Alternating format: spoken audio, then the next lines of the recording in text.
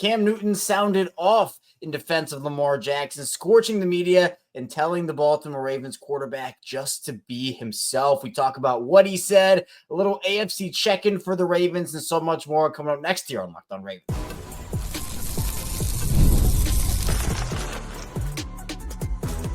You are Locked On Ravens, your daily Baltimore Ravens podcast. Part of the Locked On Podcast Network, your team every day. Welcome into another edition of Locked On Ravens, your daily Baltimore Ravens podcast. I'm your host, Kevin Ostreicher of Ravens Wire, here with you on the Locked On Podcast Network, your team every day. Thank you so much for being here today, making Locked On Ravens both a part of your day and your first listen each and every single day, are free and available for you, all podcasting platforms. That includes in video form on YouTube, where you can like and subscribe to the channel. Also in audio form, where you can follow along and subscribe over there as well. It's the same show for you, both in audio form and in video form, so you're not missing out whether you want to watch or listen. And we are a 5-day week plus more daily Ravens podcast, bringing you Ravens news, analysis, updates, the whole 9 yards. So tell a friend, tell a family member, and be sure to check in with us every day. You need some Ravens content over here on Locked On Ravens. Today's episode of Locked On Ravens is brought to you by Prize Picks. Go to prizepicks.com/LockedOnNFL. Use code all lowercase LockedOnNFL to win $50 instantly when you play $5. Come out of the bye week for the Ravens. It was, I think, a nice little reset for everybody. Most definitely, we did not reset here on Locked On Ravens. We had a bunch of content. We had 5 shows last week, as we always do. And then obviously a couple of bonus episodes over the weekend. So if you missed any of that, be sure to check that out. But we have a lot to talk about today, because in the first part of the show, Cam Newton ended up going off in defense of Lamar Jackson. He scorched the media and really pleaded with Lamar Jackson to just be himself. So we'll talk about what he had to say, and his points that we've already talked about, but I do think it's a very intriguing conversation in the first part of the show. But that's not all we're talking about today. We're going to get into a remaining schedule breakdown for this Ravens team. Obviously, 4 games remaining on the docket for them, 4 really big, important games. And then finally, an AFC update. And I guess for me, at least, a bit of a bold prediction in terms of how I would prefer the Ravens season to finish out to get the optimal playoff path for this Ravens team. So let's start off with Cam Newton going off in defense of Lamar Jackson. This obviously the 4th and 1 podcast. Cam does a great job, and he has multiple different platforms he goes on and speaks his truths. And I thought that he did a really good job of kind of really making a point here that a lot of people already are kind of agreeing with as the season has gone on. There's been a lot of conversation and just a lot of different opinions on Lamar Jackson and him not running as much this season. And when I say him not running as much, I mean more so with when is it time to throw, when is it time to run, that kind of decision making for Lamar. There have been times where there's been green grass in front of him, particularly in that Philadelphia game, and I think it's been highlighted the most in that game, and he just hasn't taken it. And so Cam Newton talked about Lamar, called him the greatest dual threat quarterback to play the game, bar none. Very high praise for Lamar Jackson from Cam, who obviously is one of the greatest dual threats of all time himself, but also then said, quote, "You can do things on the football field that nobody has ever been able to do. That's your skill, not your deficit." And this is something, I wholeheartedly 100% agree with this. He went on to say that there are people who have never played the game of football before who are criticizing him, and said that it's easy for people who have never played the game to criticize Lamar and to tear him down and to say all this stuff about him and the way that he plays the game and the quote unquote proper way to play quarterback, when in reality, there's no proper way. It's just a way that it's been, I don't know. I don't even know what to call it. You know, you go out there and you kind of, brainwash isn't the right word, but I think it's the closest what I'm trying to say. Essentially, everybody's been brainwashed into thinking there's one proper way to play quarterback, and if you do it differently, if you do it successfully while doing it differently, all of a sudden you got to get torn down for it. And for Lamar, over the course of his career, professionally, in college, you can even go back even further than that, Lamar has been torn down for his ability to run the football, for his ability to make highlight plays and use his legs, when he also has the arm to make those plays as well. Dual threat quarterback. He's great with his arm and he's great with his legs. But Lamar Jackson, and if you've been with me for a while here on Locked On Ravens, if you're an everydayer or if you've been along for the ride for a while, you know that I've said this a ton of times. Lamar has been vilified for his ability to run. And it's not fair to Lamar. It's not fair to what he stands for, because that great of a talent, Cam's exactly right. He does things on the field that nobody can do and that everybody wants to do. You pick up the yards. I don't care how you pick up the yards. Pick them up with your legs. Pick them up with your arm. But guess what?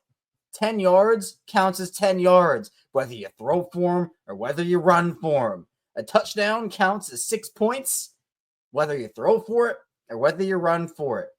And this isn't me going at Lamar, of course. This is me going at the notion that, there's a proper way to play quarterback, and me being kind of disgusted that Lamar has been vilified for that. It's like there's no reason, because there are certain types of running backs, right? There are certain some running backs can catch the ball out of the backfield. Others can't. Some guys are more north-south runners.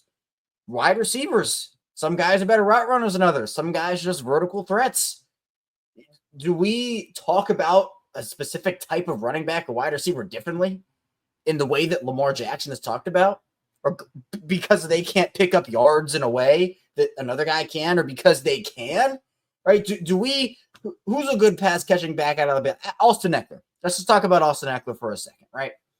Austin Eckler, prime Austin Eckler even, right? I know he's not necessarily in his prime anymore. We talk about Austin Eckler and we're like, oh, wow, that's a great receiving back. Darren Sproles back in the day, right? There are so many guys we can talk about. Did we ever vilify Darren Sproles or Austin Eckler or any of these great receiving running backs and saying, oh, wow, well, that guy is a running back, but, oh, he's a wide receiver. Oh, man, that's terrible. They were picking up yards both by catching the ball and running the ball. They weren't vilified. But Lamar Jackson all of a sudden is. And guys who were doing the same thing, well, I shouldn't say the same thing because Lamar's one of one, but who are also dual threat quarterbacks aren't getting vilified for some of the same stuff, right? When Josh Allen runs, he's the greatest show on turf. When Lamar Jackson runs, he's a running back.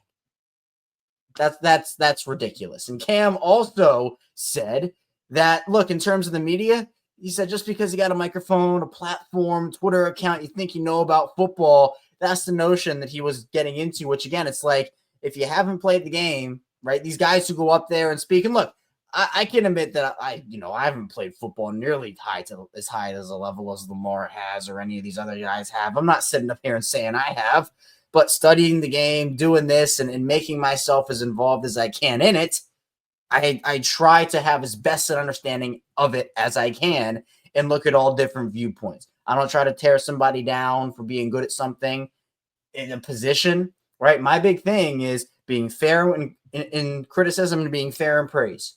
But it seems for a lot of these national media people and just in general, the discourse around Lamar is tearing a guy down just to do it, or you're not watching the games.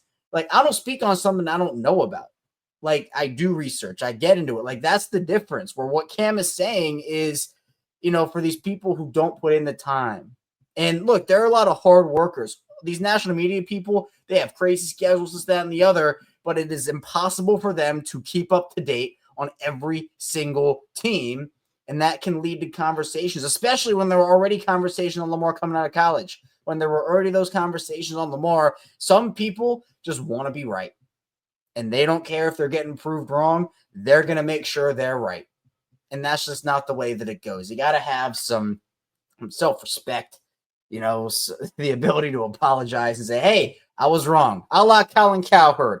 A lot of respect for Colin Cowherd. Lamar hater turned Lamar lover because he was able to admit he was wrong. Not a lot of people who are on that scale do that. And so I think for a lot of people, Colin Cowherd is certainly a real one for that. But back to the other point that Cam Newton was making about Lamar and the running and all that. He said, be you and do you. And he said, quote, even though you have to get other people involved, you've got something that a lot of people wish they had, the uncanny ability to get the on at any time. Of course, we're a family-friendly show here on Locked On Ravens, but Cam was getting a little spicy with it. But getting on, all right, Cam was talking about, you go 1, 2, 3, 4, boom. And I think for Lamar, no one here, and especially not me, I'm not saying that, oh, well, now Lamar has to run the ball 25 times a game. That's not what anybody's asking. It's not what anybody's saying. I just think it's the ability for him to choose, because I think he is making a very, very, very deep effort to get his guys involved. And I don't think he's wrong for that. It's not about Lamar, oh, he needs to run more because this, that, and the other. It's about keeping the defense on their toes. And it's about taking the best optimal play, even if it does mean running instead of throwing. We know Lamar loves to throw the football. We know Lamar is very good at throwing the football. In fact, he's great, incredible at throwing the football. But he's also incredible with his legs. And when he doesn't take advantage of that, it does let the defense off of the hook a little bit. And so I think that just in these last 4 weeks, and Lamar was very adamant, he was very animated during his post-game press conference after the Philly game. You know, his mom obviously cussed him out for it. I think we're going to see a different Lamar Jackson coming out of the bye week, and I think it'll be for the better. But again, I mean, Cam really was saying to Lamar, look, you have this ability. Just be you. You know, that's what got him here, right? What Lamar Jackson got to this point being him. And he is incredible as a quarterback, a dual threat guy who's able to dice you up with his arm when he wants to and run it and dice you up with his legs when he wants to. But sometimes the best play is to just tuck that football in and say, I'm just going to backyard football you to a victory. So, and that doesn't mean he has to again, run the ball 25 times a game or throw the ball 12 times a game. Of course, I think we all want Lamar Jackson throwing that football, slinging that thing around and dicing defenses up. But instead of him being a floater when he's out in the pocket and trying to have something develop and it never happens. And he said as such, he's saying, hey, I'm trying to let routes develop. Sometimes it's just about 1 read, 2 read, 3 read. All right, nothing's there. Let's just see what we can make happen. And I feel like that's the Lamar Jackson we're going to see a little bit more of coming out of the bye week. Coming up in the second part of the show, we'll talk about the remaining schedule for the Ravens. We'll break it down. 4 games left. A really important stretch coming up for the team. Stay tuned. A lot to get to on the show. First, the show is brought to you by Hillsdale College. Time is our most precious commodity, so don't waste it scrolling through the same mind-numbing content for hours and hours. How can you spend it wisely to improve yourself? Our sponsor, Hillsdale College, is offering more than 40 free, that's right, free online courses, including Constitution 101, Introduction to Free Market Economics, and so much more. Plus, they have courses on the Great American Story, which is awesome, and so many more things. All of Hillsdale's courses are self-paced so that you can start whenever and tune in wherever. Plus, you can go deeper with readings, quizzes, discussions, or just enjoy the lectures. Go right now to hillsdale.edu/lockedon to enroll. There's no cost, and it's easy to get started. That's hillsdale.edu/lockedon to register. hillsdale.edu/lockedon. And today's episode is sponsored by Prize Picks. If you love watching the game, you're going to love Prize Picks, the easiest and most exciting way to play daily fantasy. Whether it's football, basketball, or any of your favorite sports, Prize Picks makes your holiday bigger and brighter. Here's why I need to check it out. You can now win up to 200 times your money on Prize Picks. Plus, this holiday season, they're giving away $30+ million in rewards during Picksmas and offering 2 free picks in December. And when your picks hit, Prize Picks makes it easy to cash out. You can get your money in as fast as 15 minutes. So this week, I'm looking at a big Mark Andrews game, going more on 70 receiving yards on Lamar Jackson. I like him to throw for more than 250 yards against that Giants defense. It's quick, simple, it's so much fun to challenge myself and my friends. Download the Prize Picks app today. Use code LOCKEDONNFL to get $50 instantly after you play your first $5 lineup. That's right, $50 instantly when you play your first $5 lineup. Prize Picks, run your game.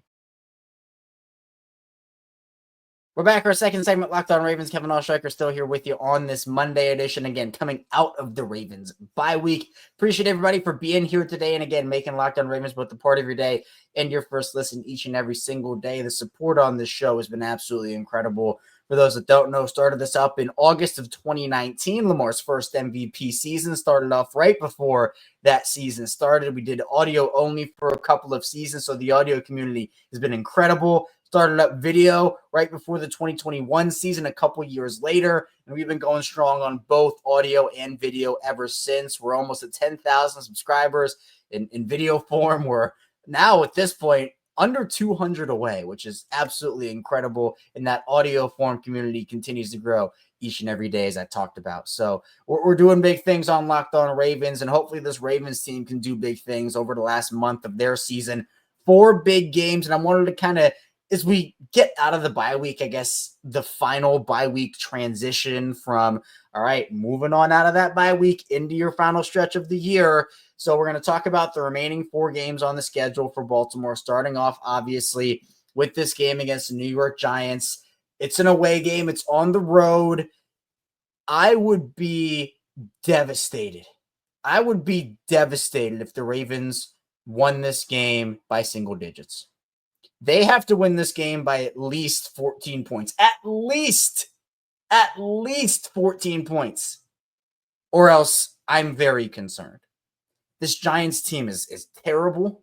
They're clearly not in it anymore. They cut their starting quarterback. Drew Lock has been awful. I mean, their whole quarterback situation is a mess. Brian Daboll just feels like coach waiting to be fired at this point. And they really don't have a lot of talent on that roster. Malik Neighbors, absolute dog.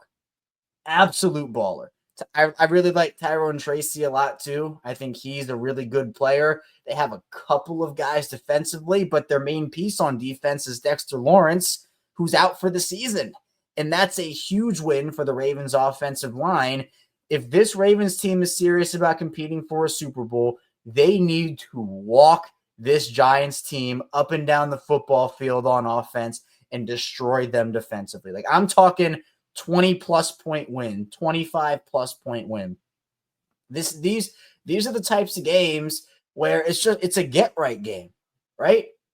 You know, you give yourself confidence heading into a decently tough stretch, heading into your final 3 weeks of the year. I think this is a perfect opportunity for you to come out of your bye week if you're the Ravens and just put it on a team that is clearly just so out of it right now that I don't think a lot of guys are fully bought in at this point. Like, that Giants team is an absolute mess. And so if you're the Ravens and it's like a close game and you got to squeak it out, like, who's feeling good about that against the New York Football Giants at this point in the year? Like, to me, I think this is clearly it's not the most important game on their schedule, right? We're going to talk about that in a minute. But I think that this is a very big, like, hey, let's set a tone here. Like, let's go out there and hit somebody and score some points and tell the rest of the league that, hey, it's been an interesting year. Certainly, I think that's one of the words I'd use to describe it, right? Interesting. But you've got to go out there and I think make a statement against the Giants. You have to, or else I'd be very concerned. But obviously, this game on Sunday, December 15th, 1 p.m., just want to throw that time out there. And the reason I want to do that is because it starts a very grueling 3-game in 10-day stretch. We have some Saturday football for you. Saturday is the next game that the Ravens will play. Obviously, they'll have some time off before, but it's not going to be a lot of time. You're getting a short week. You're getting a Saturday game, 4:30 p.m., against the Pittsburgh Steelers. And that, to me, could be the game for the division. Now, we'll get into the standings in the final part of the show, but a quick little spoiler for that segment is that Pittsburgh obviously beat Cleveland yesterday, and they now have a full 3-game lead in the division, including the tiebreaker. They're 2 games up in the win column on the Ravens, and they also have the tiebreaker because they were able to win that first game in Acrisure Stadium. I almost called it Heinz again. It's Acrisure Stadium. Steelers are 10-3. Baltimore's 8-5 in the tiebreaker. So 3 full games. But if you win that game, if you're the Ravens, you all of a sudden it becomes a little bit easier because you shave off the tiebreaker and it comes down to a bunch of wonky stuff. But then you also get a win on them. And that game's going to be a big test because we know the history between Baltimore and Pittsburgh over the last few seasons. We know that those games get super weird. And on a short week, even though it's just a 1-day short week, going to be really interesting. Going to be really weird. But I don't think that Steelers offense is that good. Despite the fact that they put up some points recently, I think it's been against bad teams. I think Baltimore is a much better team than the Bengals defense and the Browns defense. So I think that game is just going to come down to, I don't know, could come down to some weird voodoo magic at the end of the day. But that's going to be a really important game. Ravens Texans is the next one. You talk about a short week. Well, you get that game on a Saturday, and then you get Christmas Day. Second straight Christmas Day, or I guess last time was a night game on Christmas, but regardless, you go from Saturday to Wednesday. So you get just a couple days off. You get Saturday to Sunday, Sunday to Monday, Monday to Tuesday, Tuesday to Wednesday. You get a 4-day break in between the Pittsburgh game and the Houston game. It's an away game, so you're traveling to Houston. Still think I still am so disgusted with the NFL that they are forcing the Ravens to go to a second straight away Christmas Day game. I think that's disgusting personally, but that's a whole different conversation. This is a game the Ravens should win, and this is actually a little more of a preview for the final part of the show here today, because Houston is my preferred playoff matchup for the Ravens, and we'll talk about why. But their offensive line is not very good. C.J. Stroud has hit a second-year slump, that sophomore slump. They lost to Stephon Diggs. Their defense doesn't have guys like Jalen Petrie, and I feel like that is a very, very good matchup for the Ravens in a lot of different ways. So to me, that's a preferred matchup, and I think Baltimore could easily, maybe I shouldn't say easily, but I feel like they could do some stuff when it comes to that Houston game. And then finally, the Cleveland game to round out their year, January 5th. I assume that will be a 4:30 game or a 4 o'clock window game, unless it's like the division is on the line and the Steelers and Ravens are both playing for it against different teams. Maybe they'll do something there. I'd assume it's a 4 o'clock game. Jameis Winston, assuming he's healthy, coming to town and hoping to play spoiler again. Now, he tried to do that for Pittsburgh, and Pittsburgh took it to the Browns. So hopefully that's the same thing that can happen with the Ravens. But you got 2 AFC North games, a Christmas Day game, 3 games in 10 days. Like, this is a very weird last stretch for the Ravens. But look, they have it in them to get it done. It's just a matter of, can they bring it out of them to get it done? So coming up in the final part of the show, we'll dive into a little bit of the standing situation in the AFC right now, and again, Baltimore's preferred playoff matchup and seeding, in my opinion. So be sure to stay tuned. A lot to get to on the show.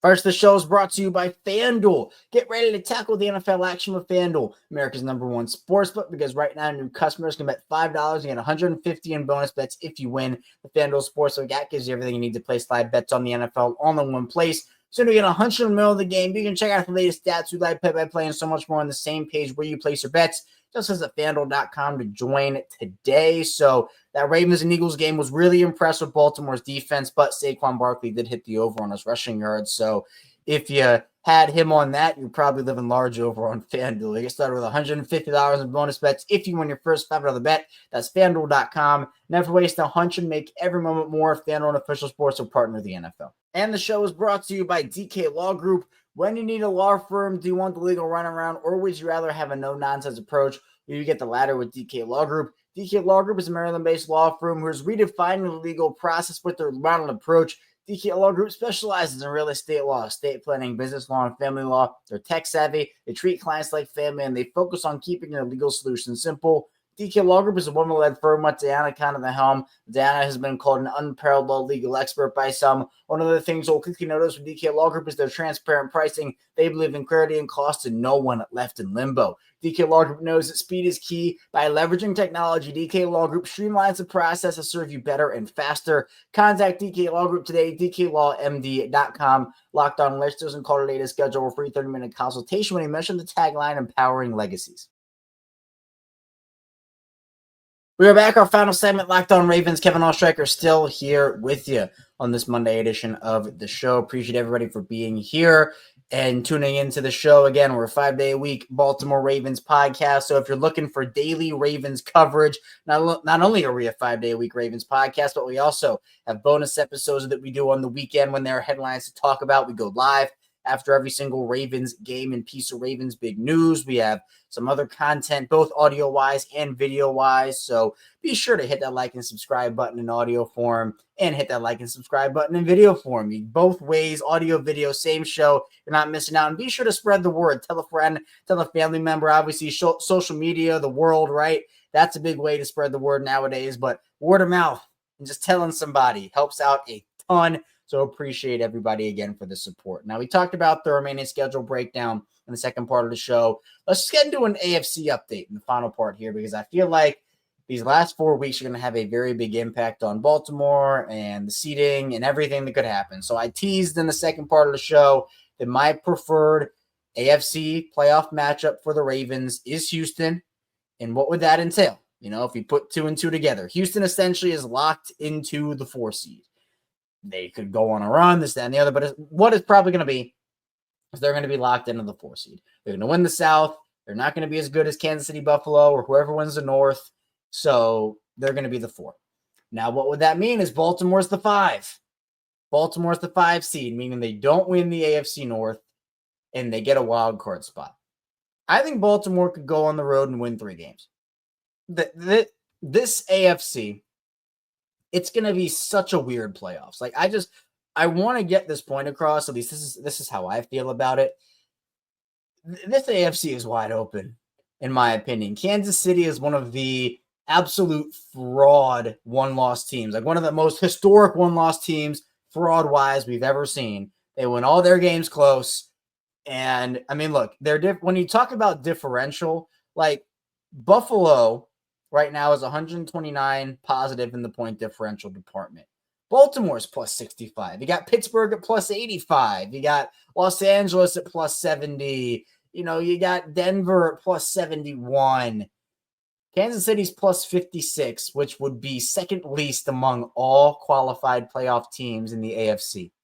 Only behind Houston, who again is plus 20. And that is why, to me, they are the preferred matchup for Baltimore. So I think if Baltimore gets that 5 seed, which is why that win against the Chargers was so important. Now, again, Baltimore should try to win. I'm not saying, Baltimore needs to tank for the 5. No, absolutely not. If they get the 3 seed, if they can get the 2 seed, hey, that's great. I'm all for it. But I'm just saying that if they're the 5 seed, this is not the end of the world if they get a wild card spot and they're the 5 seed.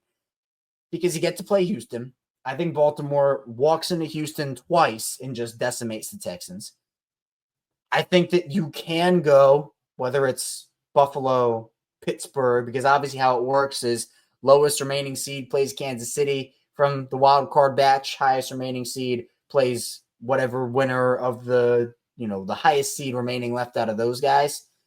So if you do have to go to Buffalo and play Buffalo, we saw what happened when the Ravens played Buffalo this season. Now you're going to their house, but I just don't think Buffalo, especially after what we saw against the Rams, I don't think they have the defense to keep up with Lamar. Whether Josh Allen performs well or not, and he didn't first time around against the Ravens, I'm more confident in Baltimore beating Buffalo than I am in them beating Pittsburgh, which is so weird to say, because Pittsburgh's offense to me is just so terrible. But I feel like right now what your standings are is Kansas City at 1 at 12-1. Buffalo and Pittsburgh are now tied for the 2nd seed. They're tied for it now, 10-3 each. Buffalo is ahead of Pittsburgh, though, and that is due to, it's not conference record because they're tied there. Might be division record, I think, is the next one. I might be mistaken on that, but I think division record comes after conference record. Or maybe I'm just, whatever. Buffalo is ahead of Pittsburgh. We'll go with that. Number 4 is Houston, like we talked about. Number 5 is Baltimore at 8-5. 6 is Los Angeles at 8-5. And 7 is Denver at 8-5. But as we talked about, also, Baltimore has the head-to-head tiebreaker over the Chargers and the Broncos. So, look, the Ravens are actually in a decent spot playoff-wise. Because here's how it would work. If the playoffs, we'll just move the Ravens up and down the standings just to do it. Here's how it would go. If Baltimore somehow gets the 2 seed, right now they would play Denver, and I'd feel very confident in them beating Bo Nix in the playoffs. If they're the number 3 seed, they play the Chargers again at home, not away, it'd be at home. And I think that, again, I know there's the storylines about John and Jim, this, that, and the other, but I just don't think the Chargers have the defensive horses to keep up with Lamar if the offense plays up to their potential, and that's the big question. If the Ravens, they're not going to be the 4 seed, that's going to be Houston. So if they're the 5 seed, it will be against the Texans, and I think the Baltimore. I mean, look, ultimately what this comes down to is my expectation this year for the Ravens is I think Baltimore wins 1 playoff game at the very least. After that, I think anything happens. Anything goes. Like, they could win the Super Bowl. They could be bounced out after the divisional round. But in reality, the teams that they're likely going to play in the first round, because they'd have to lose all their games not to make the playoffs at this point. I think they're going to make it. It's just a matter of what they do in the playoffs. I'm confident in them beating Houston. I'm confident in them beating the Chargers. I'm confident in them beating the Broncos. If they have to play the Steelers, maybe is like if they get the 3 seed and Pittsburgh gets the 6, that maybe is a little more difficult, obviously. But it's just going to be a matter of can they turn it on when it matters, right? Turn it on in the playoffs. It's a whole new season. And while they certainly have issues to figure out, I'm certainly not sitting here and calling them the perfect team or, they played so well this season for the whole entire thing. Oh, they're going to do great. No, they have some things they've had to work out during this bye week. Hopefully they're able to, and we're able to see them turn it on and play their best football heading into the postseason. If they play the way they're playing now, this inconsistent with this many self-inflicted mistakes, they're probably not going to go very far. And then obviously that sparks other conversations about coaches, players, whatever it may be. But I think that to me, with how weird Kansas City's been this season, with the Buffalo inconsistency and how they match up with Baltimore, Pittsburgh is just, again, another weird team with the voodoo magic stuff going on. Houston has hit a wall. The other wild card teams, I'm not saying Baltimore's a great team, they're this best team in the league. No. But the playoffs, I think, are wide open, or at least more wide open than a lot of people think. And I think even if, we're sitting here in February and saying, oh, wow, the Ravens really didn't do a lot, we might be talking about a weird Super Bowl matchup. Maybe the NFC is just like Detroit, and that's what it is. But in the AFC, we could be talking about a weird Super Bowl team. And, hey, if Baltimore, if you want to call them a weird Super Bowl team, hey, at least they're in the Super Bowl. I will take solace in that. But that's all I have for you here today on Locked On Ravens. Thank you so much for tuning into the show. On the way out, be sure to hit that like and subscribe button, video form, audio form. Really appreciate all the support. Coming up tomorrow, more Ravens content and coverage, of course. So be sure to stay tuned for that, and I'll see you right back here tomorrow on Locked On Ravens.